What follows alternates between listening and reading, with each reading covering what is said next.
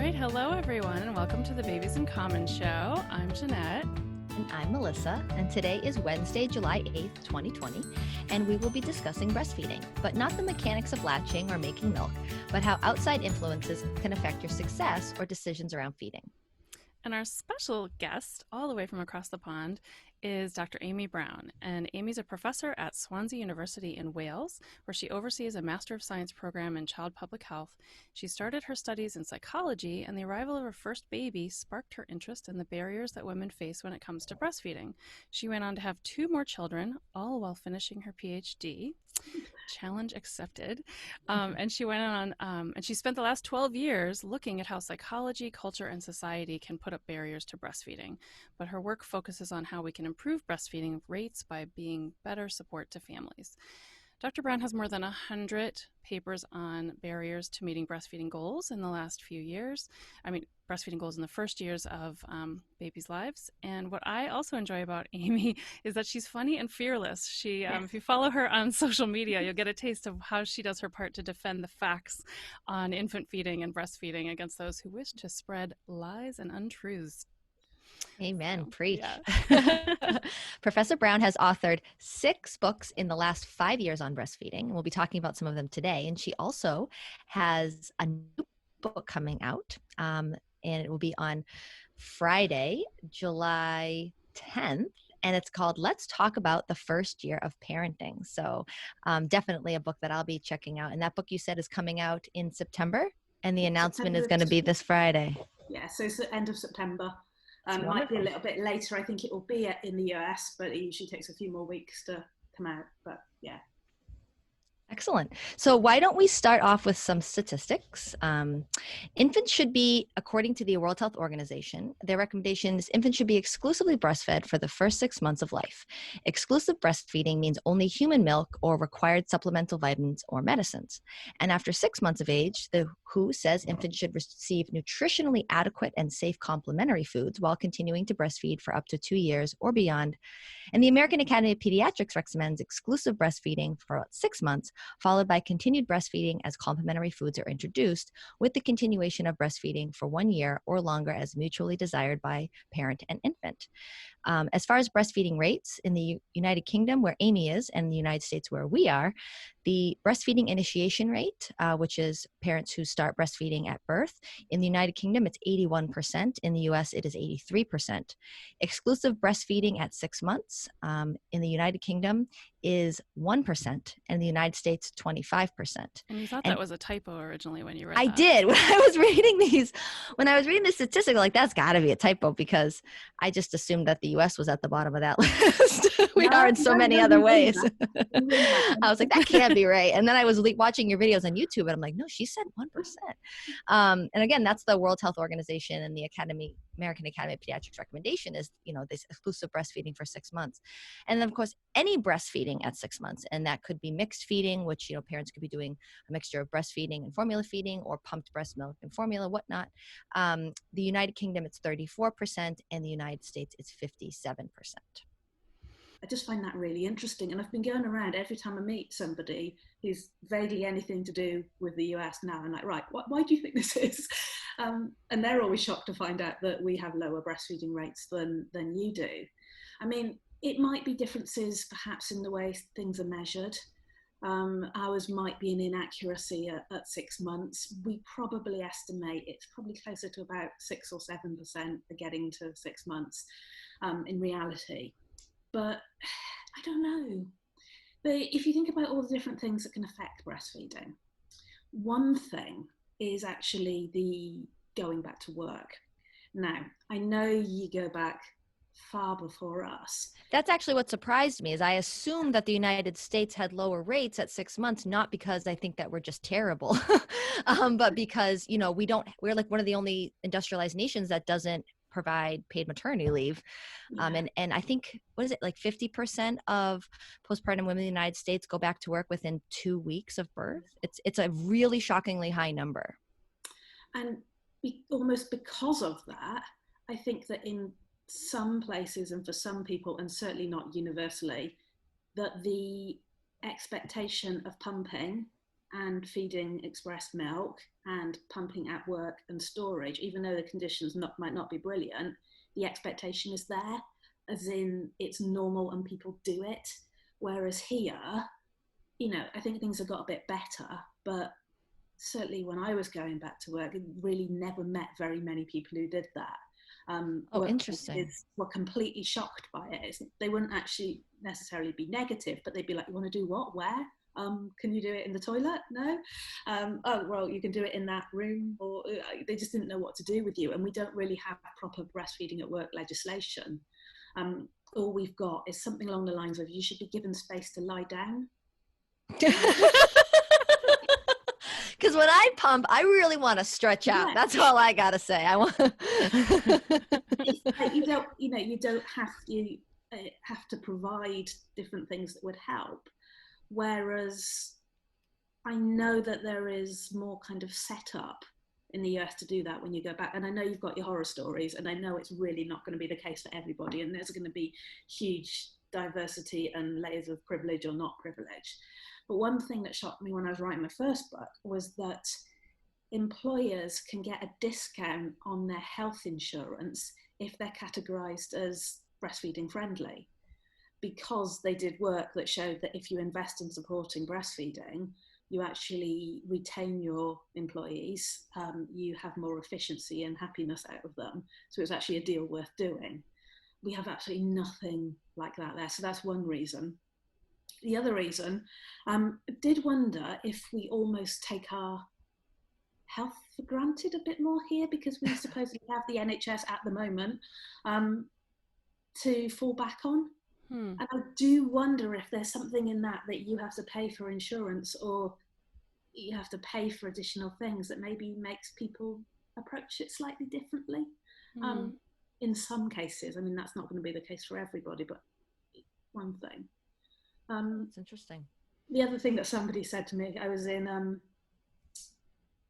Arizona a few years ago, and they said to me, maybe it's just because we're just generally more positive, that you kind of congratulate people, and more positive, like, yay, you've done it. Well, we're like, we're all miserable. So we decided that might be it as well. So, if anybody's got any better ideas. So for a curmudgeon-y Welsh person, no, I'm just kidding. So for you, Amy, you're a celebrity in the breastfeeding and infant feeding world for sure. Partially because you are researching feeding topics so few are researching, right? And partially, I think, because you have such a great personality and humor to your information.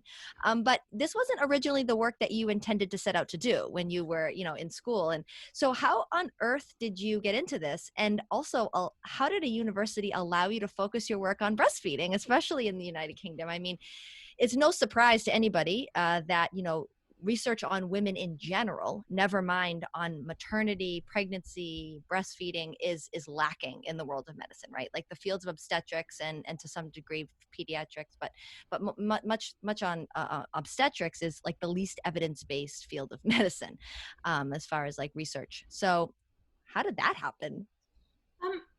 Same way I think it happens for so many people who end up in this world. They have a good or a bad experience with their own children and realize that there's not enough support or there's not enough research out there, and they end up deciding to do something about it. So when I had my first baby, so I started doing a PhD. I was lucky enough to have funding for it. It was meant to be about older children, something really ridiculous around you shouldn't bribe you shouldn't bribe children with food, because that will set them up with bad habits. Oh, because you came up with that before you actually pushed a baby out of your body, right? So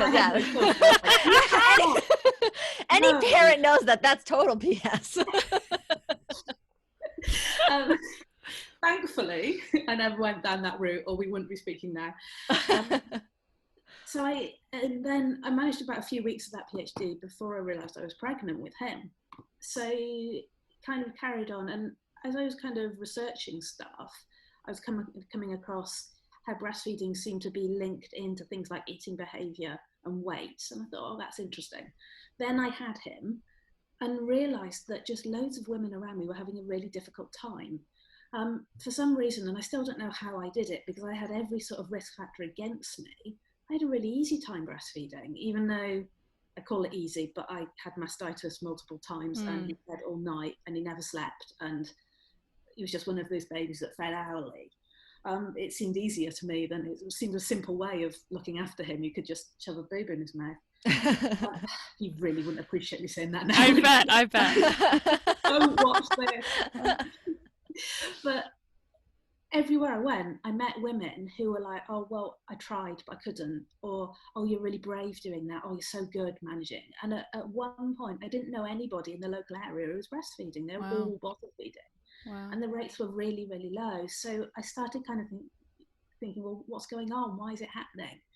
And at the time, there was little bits of research, but often not from the UK. So there was some quite good stuff coming out of the US, but there wasn't much psychology in infant feeding. So I started really looking at mothers' perceptions of how often their baby fed and what that meant. So whether they really wanted to get into a routine or not, what that meant for breastfeeding, bad news, but why they were trying to use a routine, if that's what they were trying to do. And it was all kind of about, pressure to get them to sleep, worries that you didn't have enough milk, all of that, and just the complexity of it. And I just thought, wow, there is just so much stuff to be done here. I don't think back then I realised I'd still be going now. But you then can't stop, can you? Because you realise you have to keep going and going. And in terms of how I got away with it, I did, and then I just sort of kept going. And to talk honestly, I think they were probably a bit confused at first. They're like, what is she doing? And then as we got going, they were just like, this is good, we're great. And they're now absolute, breastfeeding lactivist sort of university. So they can see what I'm doing is worth it. And I think I'm very lucky there, in that they see the impact on the community, they see the impact on parents, they see a point to it, and they're just very, very supportive. In fact, they asked me to set up a whole research centre in it last year. I'm still going in trying to set it up properly, but it's called LIFT. So lactation, infant feeding and translation. Translation being public engagement and stuff like that. LIFT being lifting barriers to breastfeeding. So we're hoping to make that into a real centre that, really carries on doing this sort of stuff. That's amazing. That's amazing. They love it all. They love a good book. and you certainly do provide that. I have three of them here. The others are in my Kindle. So it's amazing that you have time. So one topic I know I've heard you talk about is this concept of breast is best. And when people are talking about the benefits of breastfeeding, but perhaps instead talking about the risk of formula or the risk of not breastfeeding is more appropriate to normalize breastfeeding as a biological norm. But it's not always easy, as we've just talked about, and society doesn't help parents enough. So why do you feel like so many people do struggle to breastfeed, and what do you suggest people do to make it better? I think that's probably a 20-point question. I know, it's been answered in multiple of your books and others. Back to the beginning, the reason that the breast is best that I absolutely hate. I think we are slowly getting rid of it. It's a slogan that's on the side of a can of formula, but still people like the World Health Organization still use it. It's their breast is best for your baby, etc., etc. And it's a completely meaningless slogan in that it doesn't actually help anybody do anything, does it? We know we shouldn't drink giant glasses of gin when we're doing presentations. It is water before anybody panics. But just telling us something is best doesn't help, or we'd all be really fit and healthy and whatever. It also isn't best because it's the biological norm. So something that's a biological norm can't be best for a baby. But that then brings you into the territory of, does it then mean that formula feeding is a risk? And I hate that just as much because it's just not helpful for parents. And right, because sometimes they need it. Yeah, exactly. So it would be even more of a risk not to give them formula and to give them cow's milk or something. So you've got to be really careful in our language around it. And I really don't know what the best phrase is. Breastfeeding's normal.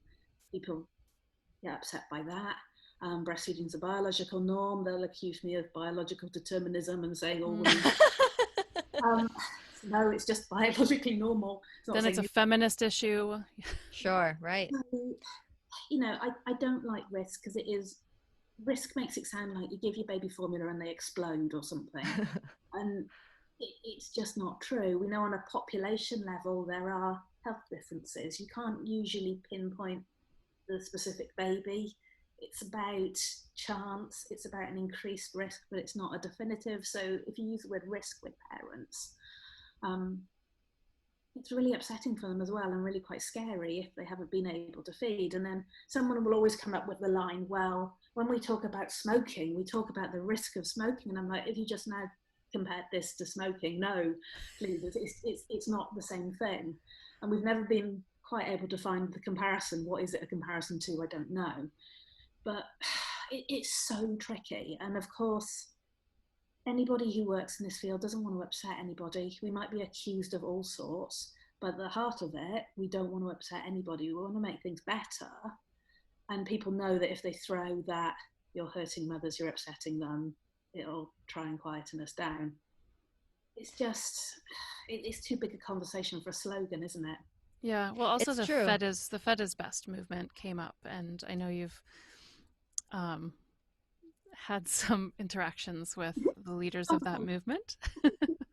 Yeah, because I actually heard a talk that you, one of your conference talks, where you talked about how saying fed is best is the equivalent in the birth world of saying all that matters is a healthy baby. It invalidates people's experiences.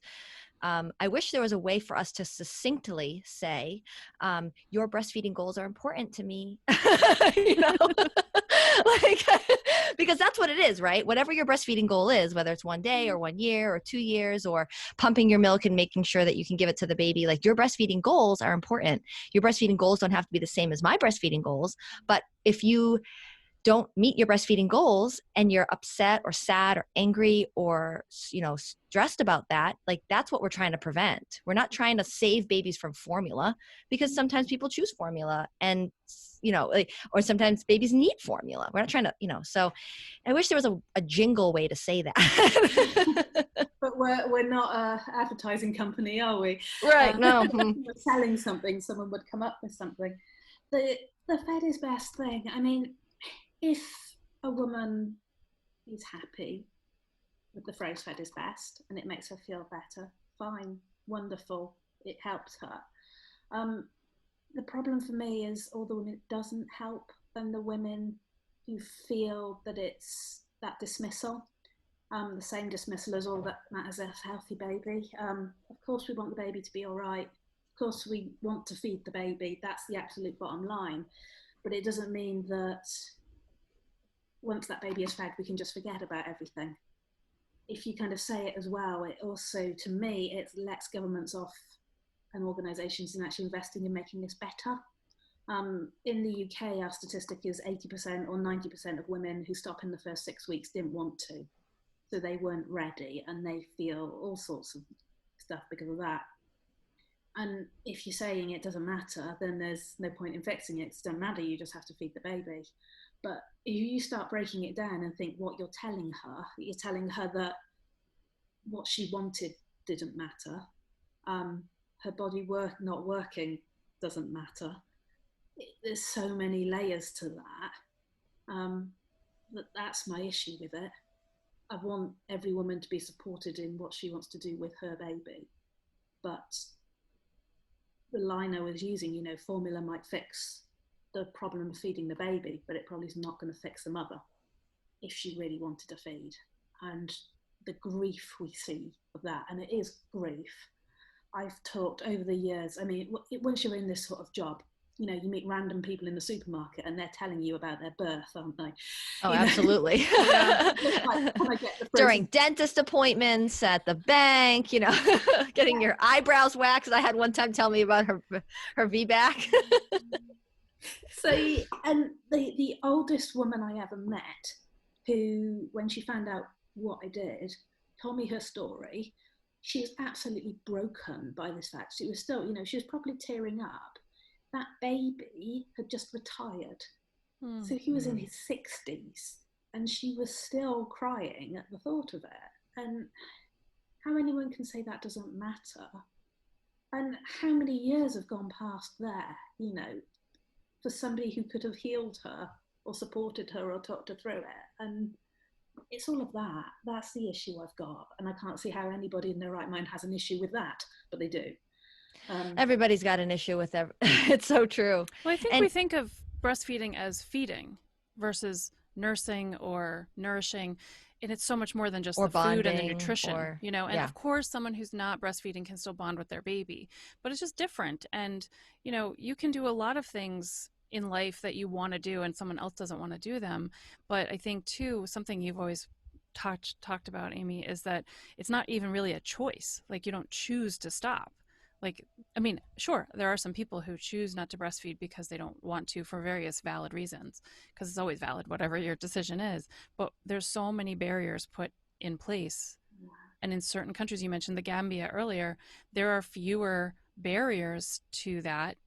Having lived in West Africa myself, not in the Gambia, but just, you know, looking at West African rates of breastfeeding, babies are most often born without intervention. They're skin to skin all the time. They're worn most of the time. They sleep with their parent. You know, there's good nutrition, there's good exercise, there's good posture. Like, there's everybody else around who's supporting and nurturing the mother. So there's so many different factors that go into successful breastfeeding in an environment like that, right? But that doesn't happen for everybody. And you know, basically the opposite happens, doesn't it? Right. That nurturing of her as a mother and allowing her the time to care for her baby and get to know her baby whilst everybody else cares for her. You just don't have that. I mean, we almost have the opposite, that you're seen as amazing if you like pop out the hospital a few hours after having the baby and go shopping. We'd be like, wow. And I'm just thinking, no, go and get into bed, rest, have people cook for you. But our societies are so dispersed, aren't they? And that's a lot of what I'm talking about in the new book, about just this importance of taking that time to recover and be nurtured and nourished, and what the knock-on effect of all of that is. To some extent, we've been seeing it in the UK for some women during COVID. So we've been doing some research that we've just sent off to be peer-reviewed of women's breastfeeding experiences during lockdown. And it's kind of a tale of two halves as such. One lot of women really benefited from it because we were stuck in our houses. Your mother-in-law couldn't come round. Not all mother-in-laws.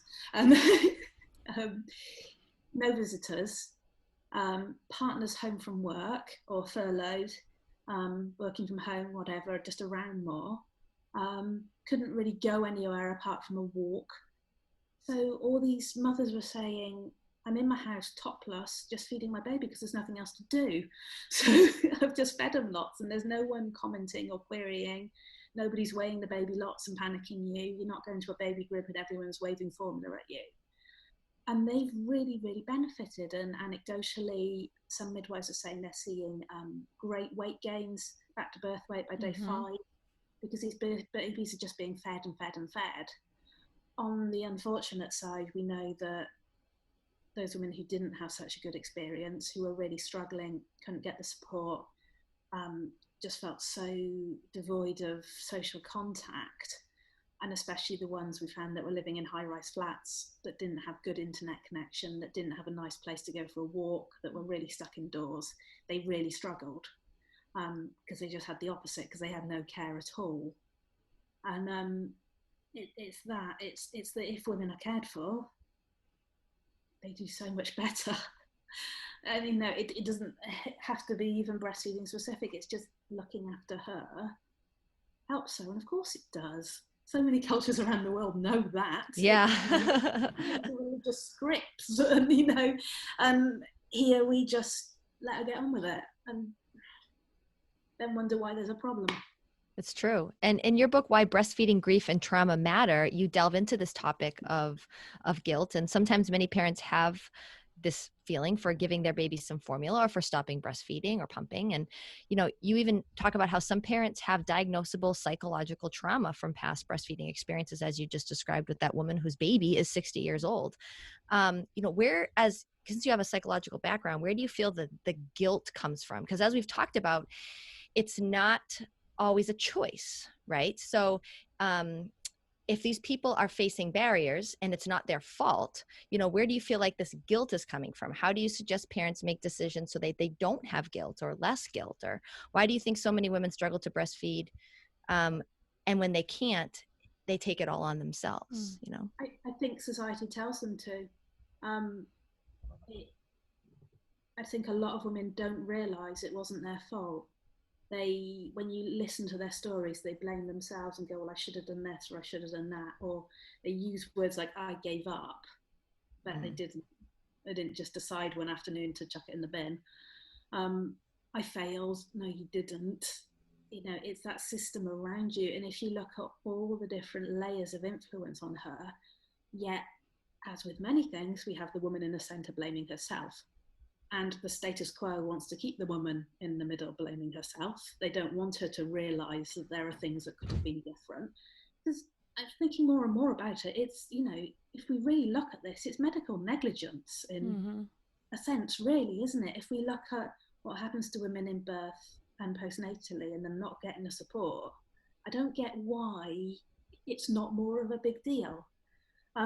It's that kind of telling her all the way through pregnancy that breast is best, you must breastfeed that baby, and then she has a problem and formula's given as the solution. I see that all the time, and they don't even, when I ask the parents, well, did your baby's doctor suggest that you contact a lactation consultant? And they're like, no. Like, we're right here, I like that you talk about it like medical negligence, because it is. I mean, we all know that the education that pediatricians, which are baby doctors, right? You call them your GPs for the parents in the UK, or family practice doctors, get in lactation, and not just, anatomy and physiology, but even that's lacking. But, in diagnosing lactation issues and helping solve them is minimal to none. And the top 3 things that parents have questions about for their pediatrician is feeding, sleep, and there's one other I'm forgetting, but the top 2 are feeding and sleep. And we talked to a sleep consultant a couple weeks ago who said they don't get any training in sleep. They don't get any training in feeding. And the top 2 things that parents are asking their doctors about is sleep and feeding. So, that's medical negligence, right? I agree. I think it's almost like they don't see it as a normal physiological function. It's something that those women do. It's something they like doing for a hobby or something. Oh, wow. I obviously don't mean all medics here. They're amazing. Of course. Before I get shouted at. But I mean, just society in general, we don't seem to see it as a medical issue if a woman can't breastfeed. It's really odd if you think about it, that she can go to a medic and go, my breasts, which are meant to be producing enough milk, aren't working. And they go, right, I'll give some formula then. Not many women can. And you just think, what? At what stage do you go? And, I always kind of equate it of a man going to the doctor with erectile dysfunction. I was hoping you would talk about that. Wherever I go. And getting the same message, the things that, you've used that long enough now. Lots of men can't do that. You're just doing that for yourself. Here's a dildo. You can try. Stop being so selfish. There's a whole market out there. You can, walk. I don't know what it's like there, but you just walk into a pharmacist in the UK, and there are all sorts of erectile dysfunction drugs on the counter. There's a solution. Oh wow! You can buy it. Here, you need a prescription. Yeah.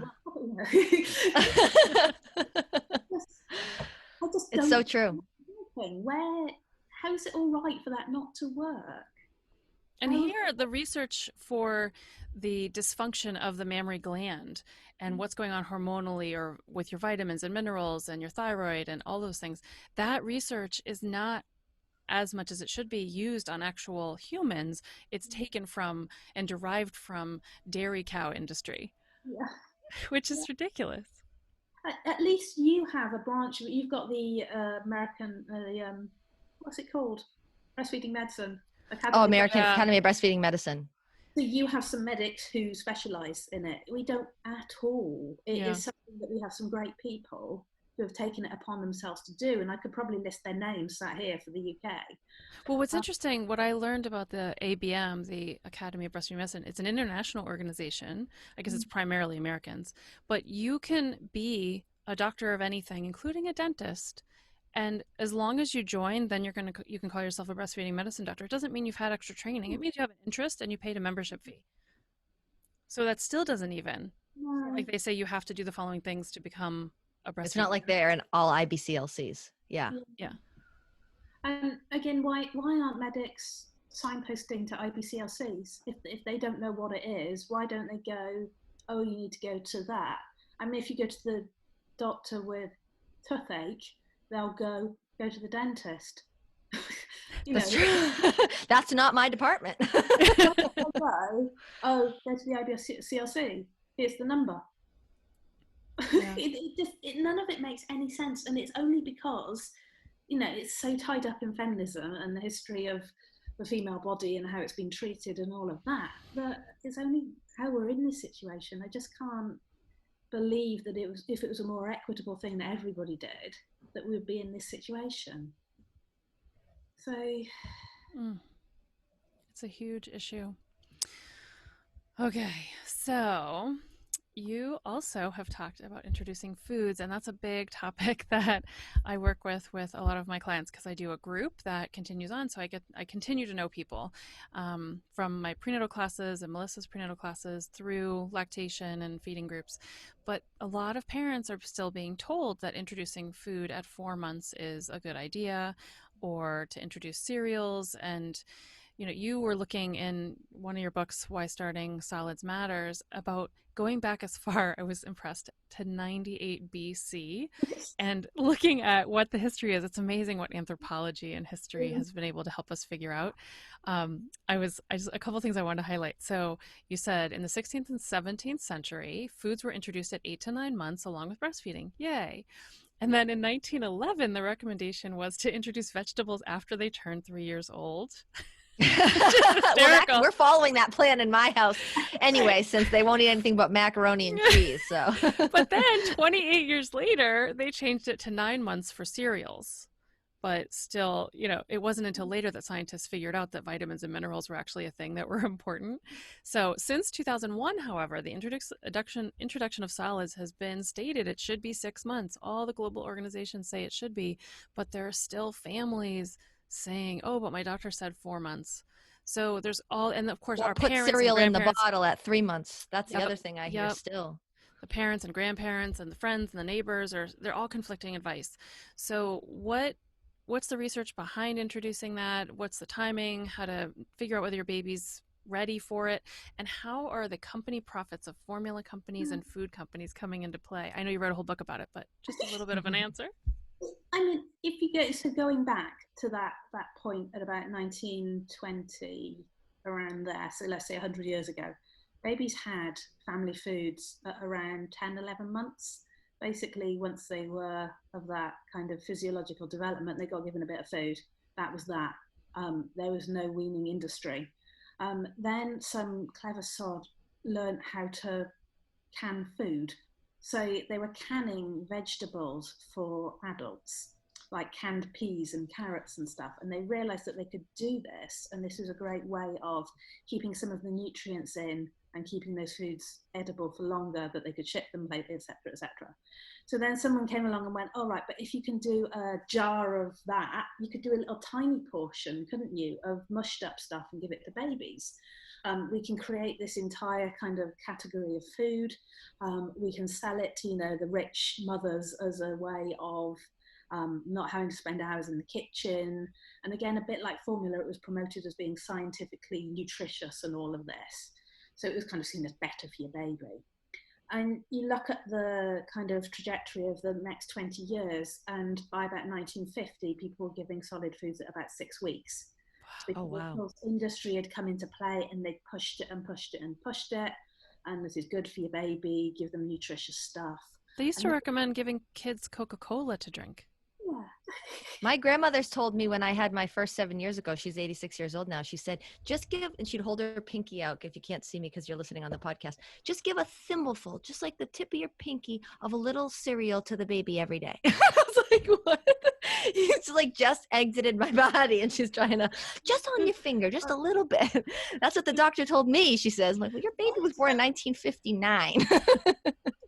It probably does. I need to look up this guy. He was mad. He's called Walter Sackett. Hang on, I'm going to look it up for you because it's so comical. So Walter Sackett was a medic, a physician. Okay, he published a book in 1953 called Bringing Up Babies.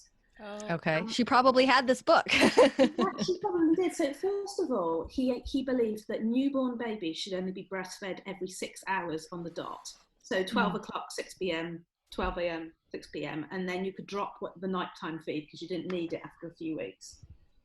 But he had a kind of thing. So this is the idea, and this is not a mistake. Okay, I'm not using the word days wrongly.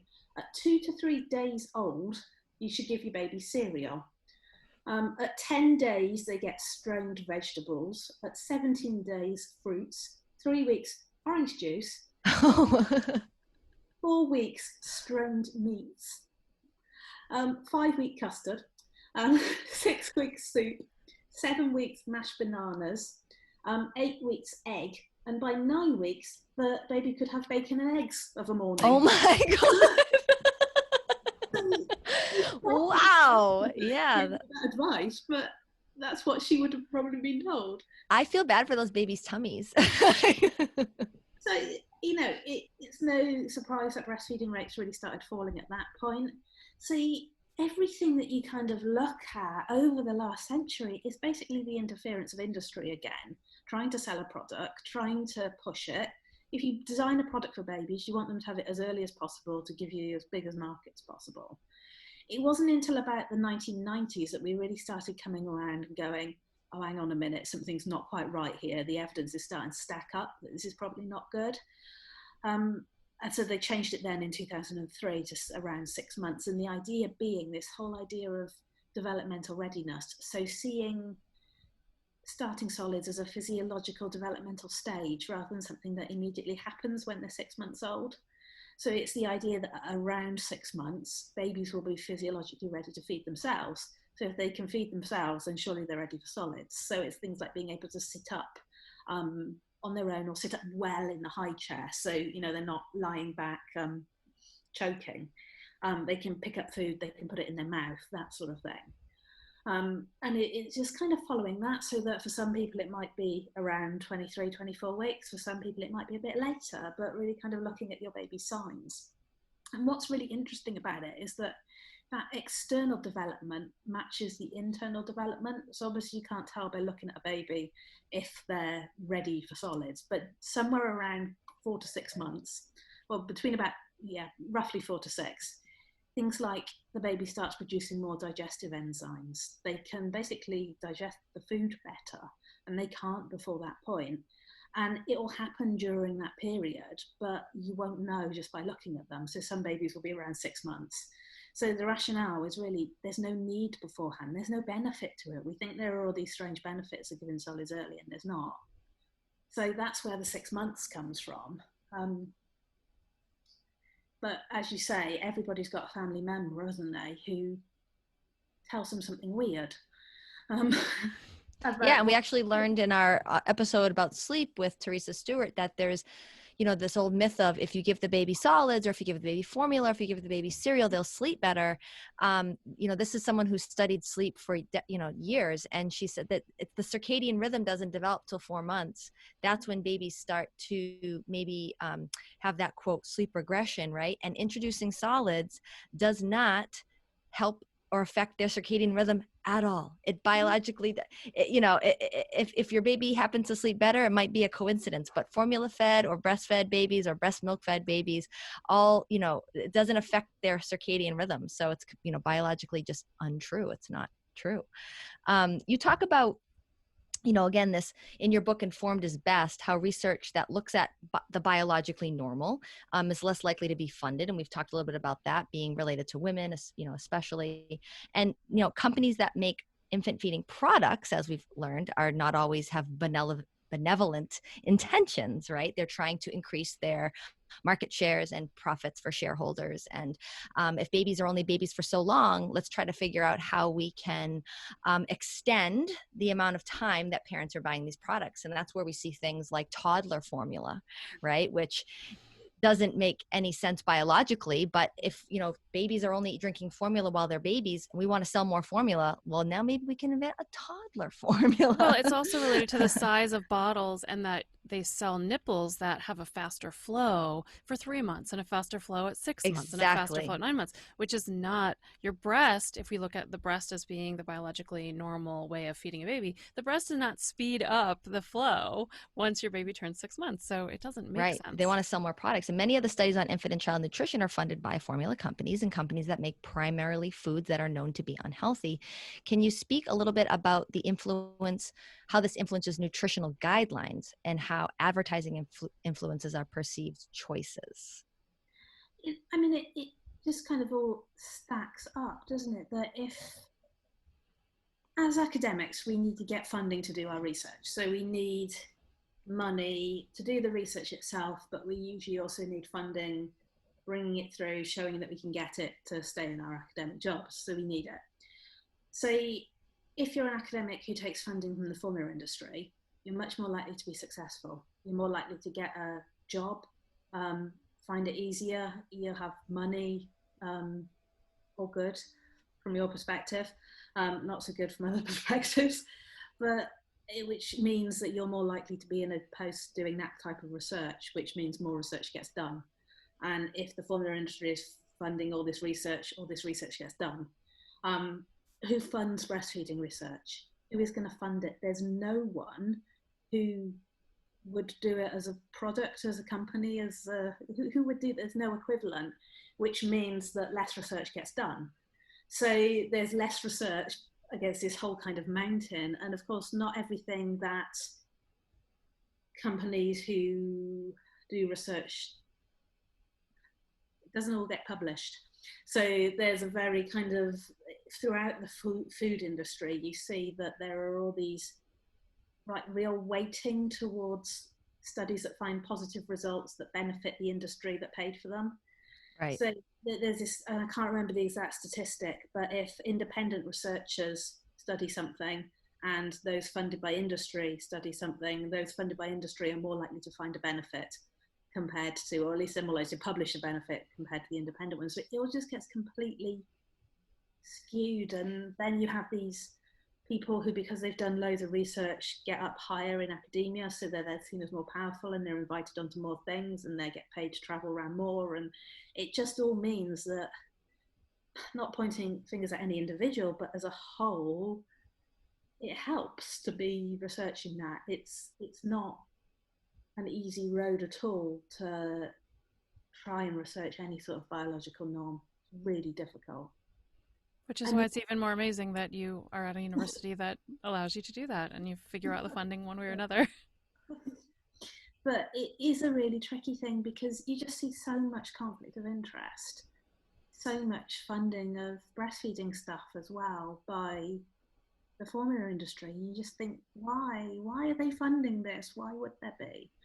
There's a big expose back, I think, in about, I want to say the 70s or the 80s and 90s, somewhere around there, 70s or 80s, where they realised that Coca-Cola had started funding research into exercise. And they're like, why are they funding research into exercise? It's because they wanted to develop the narrative that health and weight was all to do with how active you are, not that sugary drink you're drinking. That's nothing to do with anything. It's all about exercise. So they were funding that research. And you just think it just... Same thing with fat and sugar. If you look into the history of how everything became low fat, no fat, it's because the sugar industry. It's so funny. We have like big pharma, we have big sugar. Big sugar is actually a thing. Big dairy. Sugar is, big dairy. It's actually a thing. It's a huge lobby. And they were the ones that were responsible.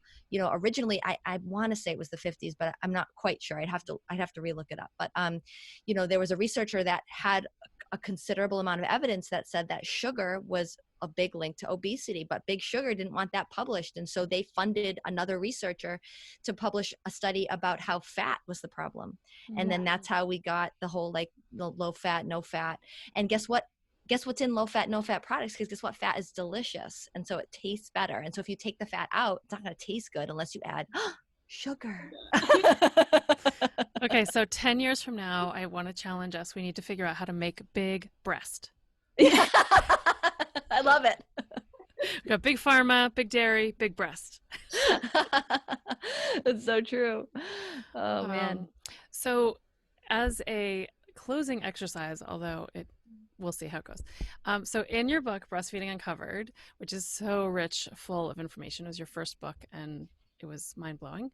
One thing that I noticed early on is that you list 18 steps that could help improve breastfeeding for families. And I was thinking of maybe doing a quick fire kind of question and answer with you based on some of these steps. So I'll state a step, and then if you could make a few comments or suggestions related to that step. Some of them we've already covered, so I'll skip a couple. The lightning round, Amy. Yeah. So this one's a fun one. Step 8, bin the rubbish baby care books. So throw away the bad baby care books. So how do families determine which are not the good baby care books, besides making sure they have all of your books? But all my books are good books. Of course. No bias here. No bias here. But how do you tell? There's so many books that are awful. They're books that sell you a dream, that sell you a promise that your baby will behave non-human-like. True. Books that promise you that it can get your baby to sleep all night, to feed every 4 hours, when for most babies that just isn't true. You have some babies who do sleep all night and who do feed every 4 hours on the dot. Most, it's absolutely biologically normal to A, wake up at night for reasons other than hunger, and B, to have frequent drinks and snacks through the day. So it's that type of book. And we've done research on that since we've published that book, really looking at how reading those books is linked to mental health. So we showed that if you read the books and you just happened to have a really good time with them and you felt like they worked, you felt more confident, you felt happier. However, if you read them and you felt they didn't work, you ended up feeling much worse. Mothers were saying felt like a failure, felt really anxious. Their postnatal depression rates were much higher. Unfortunately, it was only about 15-16% of families there who were saying that these books worked for them. So it's selling the dream, and it causes a lot of problems by saying for your mental health, but also suggesting you can feed your baby in a routine and still breastfeed fine, and you probably can't. Right. A strict one anyway. It's just not how it works. It's true. And one of the talks I listened that you gave, you talk about this idea that, we don't want to be realistic. A lot of people don't want to be realistic with how hard parenting is or how hard breastfeeding can be, because they don't want to discourage people from doing it. But then you also say, which I thought was great, but what we think that women are just like these wilting flowers. They can't handle it, you can do hard things. This is my mantra as like a childbirth educator and a nurse. Like, I teach a new baby and postpartum ready class for Babies in Common, and it is not a promise of how I can make things better for you. My motto is, I'm going to tell you that you're going to go 2 weeks past your due date, so that if you actually go before, you're happy. If I tell you you're going to go before and you go a day past, you're going to be really mad, right? So if I tell you, if you do X, Y, and Z, your baby is going to sleep through the night, quote unquote, your baby's going to be as you have a wonderful animation from Swansea University. And we can put that on our website about what's a good baby, and how that's just a terrible thing to tell people or ask people. But, if you promise this, quote, good baby, that doesn't actually require you to change your life in any way, shape, or form, which is unrealistic, as human and biologically unrealistic, then we set people up for failure. But you know what? If I set you up with realistic expectations, and then you happen to have that unicorn baby that sleeps 5 hours in a row at night, then you can be really proud of that unicorn baby, but not feel like devastated when your baby doesn't live up to this impossible ideal. I love that you have those animations that really bring home, hey, you can do hard things, and you know, you're strong, and babies are not robots. I think that feeds into too the question. So step 15, regulate products that are designed to create anxiety in new moms. So one example that you've given is the apps to track feedings. Yeah, so there's the apps, and they're not even the worst thing. I mean, we don't, as adults, eat and drink in a set pattern. We don't drink every 4 hours a set amount each time. Just humans don't work like that. There are lots of things that affect our hunger and thirst. So why would a tiny little baby be any different, especially when they've only got tiny little tummies? So any kind of apps that give you the illusion that this can be controlled are really anxiety inducing to me. But that one is really about the products that are horrific. There's this whole range of products that of course gets funding and loads of money to kind of track how much milk you're making and how much the baby's having. So there's one that Richard Branson funded earlier this year or last year. There's a nipple shield with a sensor in it. So you fed with this nipple shield and it supposedly calculated milk intake. Oh my Lord. There was another one where you put like a sensor on your baby's neck and it would listen for swallows. And then the app would like tell you how much, and then I think there was something that you'd put on your breast even that would like try to sense how much milk you had in the breast. And none of them were a good idea. No, they're just, how much milk your baby is drinking is irrelevant, really, in that what is the right amount when this is a drink as well as food. What's relevant is your baby's hydration, their physical state, their weight gain. That's what's relevant, not what you put in. Some babies will take less, some will, you know, it's, if you get a figure, what does that mean?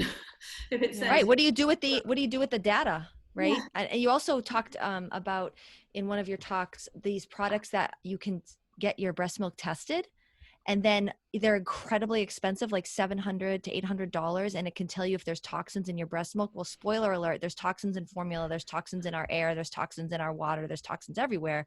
But B, if you do get information back that there's toxins in your breast milk, which there probably is because you're a human that lives in this world, right? What are you going to feed your baby that? And then what's the alternative? Oh, well, hey, here's this formula. Which right? Also has toxins in it. Which also has toxins because it's from this world. It's not from some alien world. It's also from food grown in this world. But we're feeding a robot alien.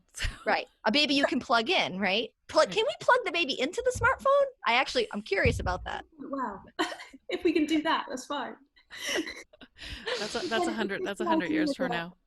Yeah. Oh gosh. I think particularly amongst families who maybe have babies later, who are used to a certain standard of living, that they have lots of money. They used to being able to buy solutions to things. Right. If I just spend enough money on this, it'll work. And it won't. Yeah. It's true.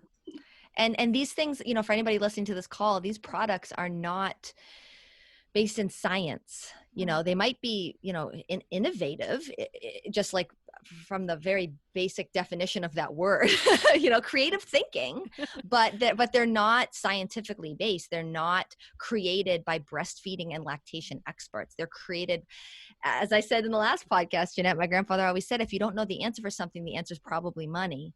And I feel like that's with this as well, right? Like, why was this product made? Is it because there's a need? No, it's because that people can capitalize on parental anxiety. And if we can drum up this anxiety, doubt, and guilt in your body and what your body can do, then we can make money off of that, right?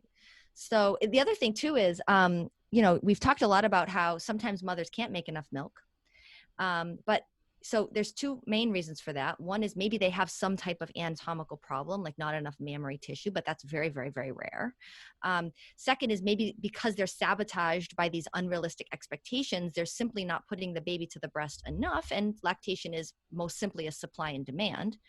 But C is sometimes they have plenty of milk and they've just had these doubts seeded into them, that it's not enough because they can't measure it, right? Or they're using metrics, like how much they can pump, for example, that don't actually correlate to how much their bodies can make.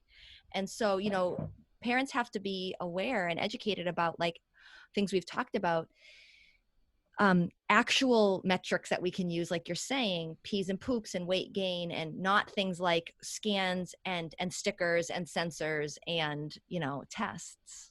I think we need to create a GoFundMe or some sort of Swansea University funding program where parents who feel the need to buy some of these products instead take that money and donate it to you to do research. That would make more sense. Like, what's really happening? Every night or something, I could, Zoom them and say, it's all right. You're all okay. Exactly, right.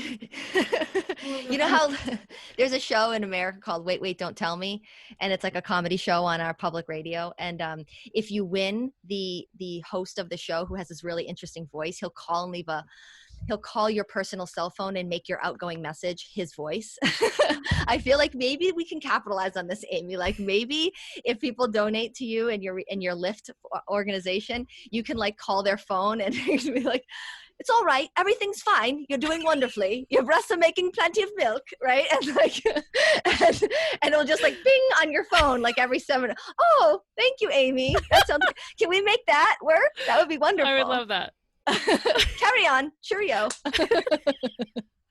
By the way, I think everybody can agree that I just did a spot on Amy Brown. I'm terrible. Well, I'm happy to record those, Amy, if you want to help. I can help market them out to all the families. Okay, let's see.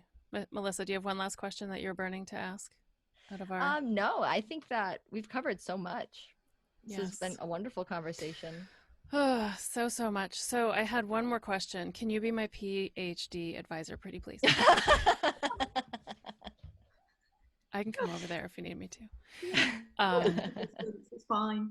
We do everything by Zoom, don't we? So. All right.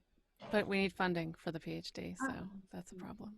Well, we're going to fund it through the sign-up service. Yeah, exactly. The sign-up service is going to be great. And in 10 years, mark our words, we're going to get big breasts going. It's going to be a huge lobby in Washington.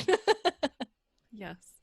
So can you share a little bit more about what your new book that is coming out in September, but you're announcing it, or you just, by the time this show is out, it will have just been announced in a few days ago. But what is the new book called and what's it about? So it's called Let's Talk About the First Year of Parenting. And the idea came from kind of two ideas. One, that everything is sort of focused on the baby.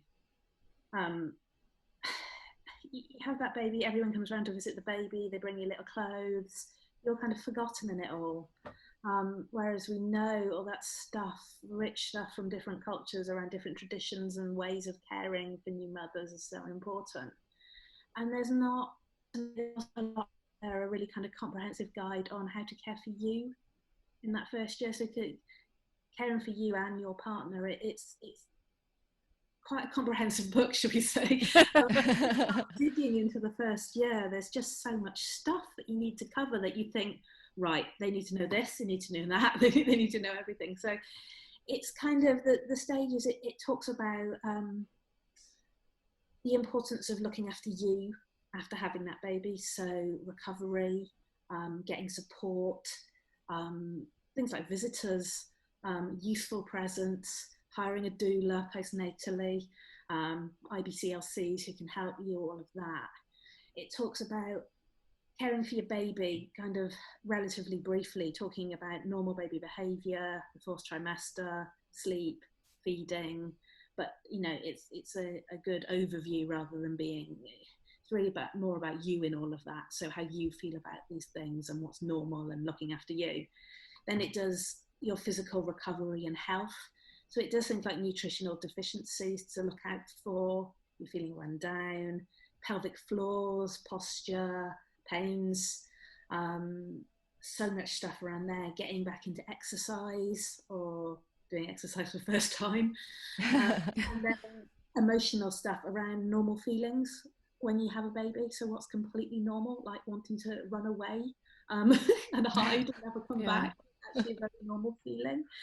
All of that stuff, but also then more kind of deep mental health stuff. So anxiety, depression, postnatal rage is a big one that we're kind of talking about a lot more. Birth trauma, looking at birth trauma and mental health in partners and men as well. This is a big topic about that. Kind of obsessive thoughts, and how it's actually quite normal to have the thought where you imagine yourself throwing the baby out the window or something, about how that's actually quite a really highly unlikely to do it, but it's actually a common trick of the brain, almost like it's talking you through not doing it. And then relationships, single parenting, same-sex parenting, challenges you might face that are different, going back to work, not going back to work, stay-at-home dads. I did say this was comprehensive. Yeah, no, I'm like, wow. I'm just writing it all down. I can't wait to get this book because I'm going to recommend it to everybody that takes my new baby ready class, because first of all, not enough people take childbirth class to begin with, but that's a whole other, you know. But those who are interested in learning about pregnancy and birth, many times spend all of their time, money, and energy on just learning about labor and nothing about what it's like to the realities of parenting a newborn. So thank you for writing that book. I look forward to reading it because it's absolutely something that is very much needed by women and partners. It's what I hope, it's what I think we all needed. We all needed that book and that information, and it's all about knowing where, because even though it's a comprehensive book, you can't get everything in, so it's all about knowing where to go and get more support, like go here, go there are people there, they can help you, this is going to be all right. Just letting new parents focus on themselves as well. It's not just about that baby, like they matter too. So a kind of hug, really, a big hug for new parents. I think everybody listening, I would like to say that again. You matter too. Here's a virtual hug. And thank you, Amy, for centering all of the moms in this as well. It's not just about the baby, although the baby is super important. But I love that you're doing all this research and it's impacting everybody's lives, and not only on a professional level, but individuals. And I hope people will listen and get your books and give them to grandparents and care providers. Yes. And I know you've got another one specifically written for supporting medical professionals on how they can support families too, which is of course necessary as required reading for all care providers. But anyway, we could talk forever, but thank you so much for taking time away from your busy life, writing and taking care of 3 children and being a professor and overseeing master's degree programs, and making time to be on our show. And yes, thank you. Thank you. We really appreciated it. And like Jeanette said, your work is not just impacting the UK, it's making a huge positive impact here in the United States and elsewhere as well. So thank you for all that you do. Thank you. I know. So our next episode will come out after July 15th. We'll be talking with a functional medicine doctor, Dr. Julia Resnick, and she's in private practice and focuses her practice on women and has a special interest in exploring why some people don't make enough milk either. Ooh, interesting. Yeah. And we hope you'll visit babiesincommon.com/show. We have many great topics and guests coming up. Our show is available as a video recording and as a podcast on our website, also on Spotify and Apple Podcasts.